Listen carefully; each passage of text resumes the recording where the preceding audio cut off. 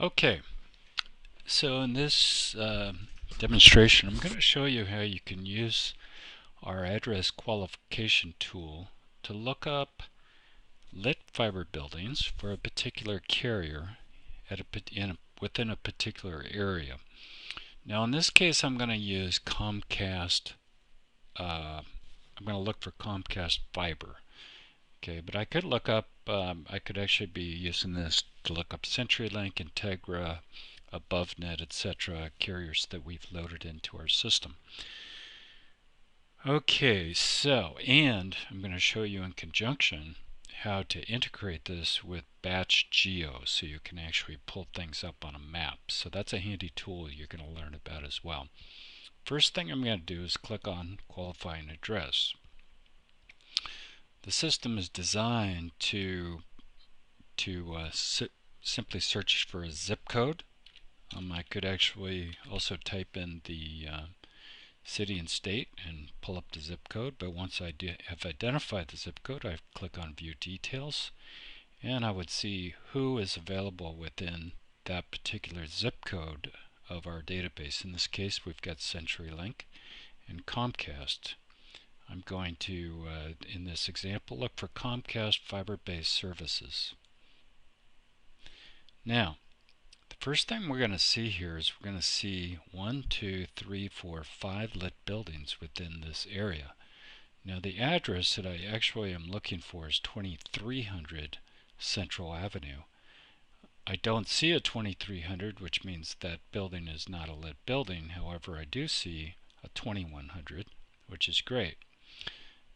Now, how to, in this example, it would be easy just to tell somebody that there's a 2300 close, which is only a couple blocks nearby, but what if it was, some other oddball address, and you wanted to see how close it was to these addresses, which we know are lit with Comcast fiber. Okay, so what we would do is we would actually click on this Export Data in Grid to Excel button, which is limited to 100 records, but that should take care of most of your needs. And I'm going to go ahead and click on that. I'm going to click Open. And what we're going to see is we're going to see this pops up into an Excel spreadsheet.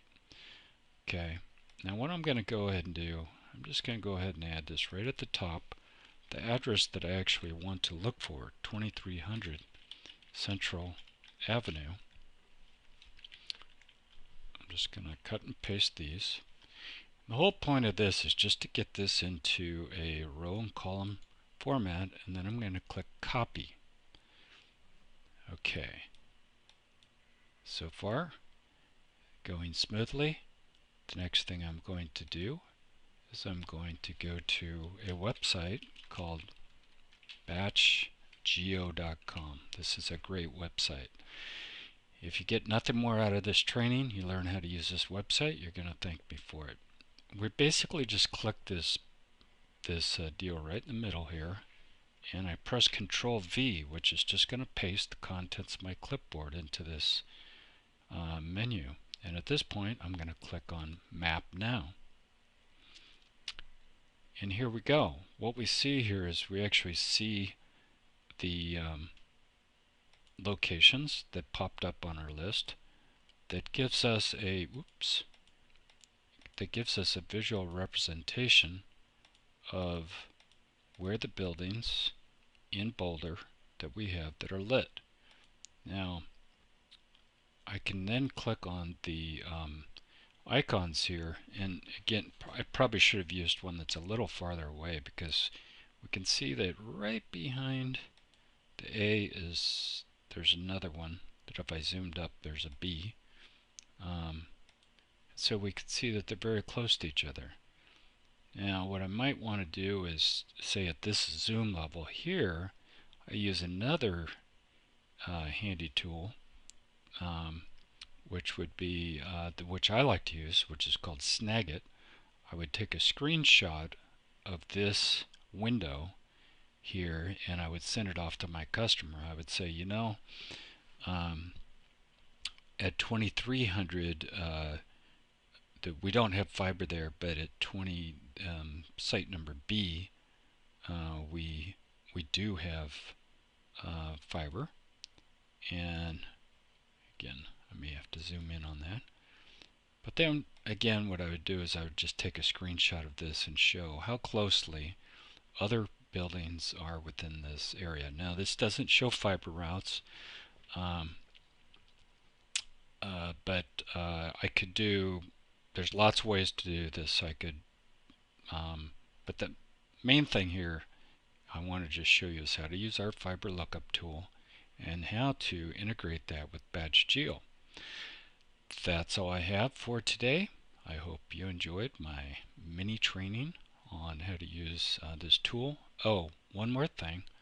I did want to point out that this tool, if you are a partner of CTG3 and you have a website and you would like to integrate this tool within your website, what's going on here, this is within an iframe, and so if you can pop this into your website using iframe, this can be branded to you instead of CTG3, and it can feed into your quotes mailbox instead of our quotes mailbox if somebody does a lookup on this, so that when we click on view details and ultimately we get to a point where we want to request a quote, this feeds into a handy quote tool that will prompt your user for all the information about it, and when they click on submit,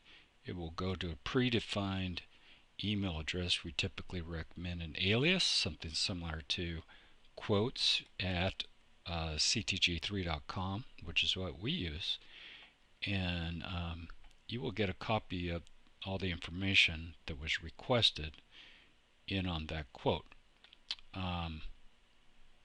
If you want to get an example of how this looks outside of our website, outside of an iframe, this is what it looks like. So you see right here, this is operating outside our website, can be branded to you, and you can put it into your website.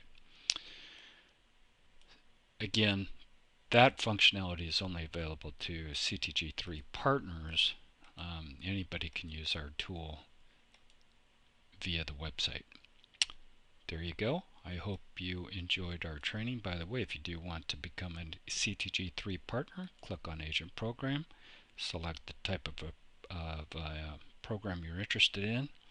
Typically it's going to be a service provider or telecom consultant, and you can submit your partner application right there.